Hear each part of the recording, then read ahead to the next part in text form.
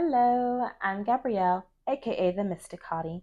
I like talking about spirituality, life, healing, and tarot. So if any of that interests you, I would greatly appreciate a like, comment, or subscribe. Okay, so we're gonna get straight into it today. Back in the day when I was a youngin', I didn't always appreciate or love my blackness.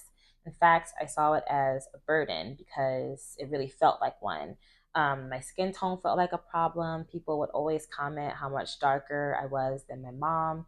And growing up in the early 2000s, come on now, there was representation, but it felt like it was severely lacking. And what I did see, I felt like I didn't really resonate with it. So there I am, just a little black girl trying to find my place in the world. And instead of embracing my blackness, I grew to hate it. It breaks my heart when I think about that sweet little black girl who just wanted to fit in and be accepted. But here's the thing, acceptance never really came because I wasn't black enough to fit in with the black folks, and then definitely too black to ever fully be embraced by the white people. Whether it was because of who I grew up around, unconscious beliefs, or just the world around me, I started to believe the message that white is superior or right. So, what did I do? I wanted my hair to be straight. I didn't want to be seen as too black. I was a master at code switching before I ever actually knew what it was, but I was doing all of these things so that I could blend in. I remember I always cared so much about other people's comfortability. And what I mean by that is I cared so much about white people being comfortable. I had to prove that I wasn't like those other black people. You don't want to be the person to bring up race. You don't want to hurt their fragile little feelings by calling out a microaggression or, God forbid, actual racism. So I swallow it, I let things slide, I laugh things off, the whole time making myself small just so that other people can be comfortable. So I could go on and on about experiences that made me feel othered or less than, the name calling, the can I touch your hair? Or other microaggressions, but I want to start to get into the shift that happened within my mindset that kind of changed how I saw things. One would probably be when I did the big chop. So when I cut my hair and I started to grow out my natural hair.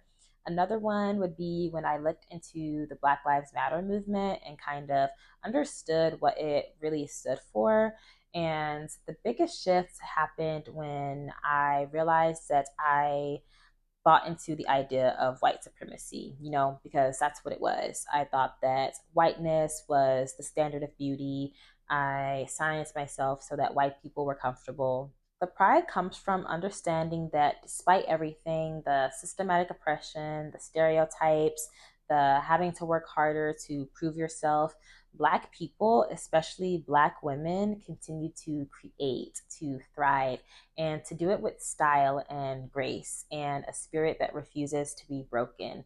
And there's just this incredible sense of pride that comes with that. Also, I just want to add, I know there's a lot of shame when it comes to white supremacy and all of that conditioning running deep within us.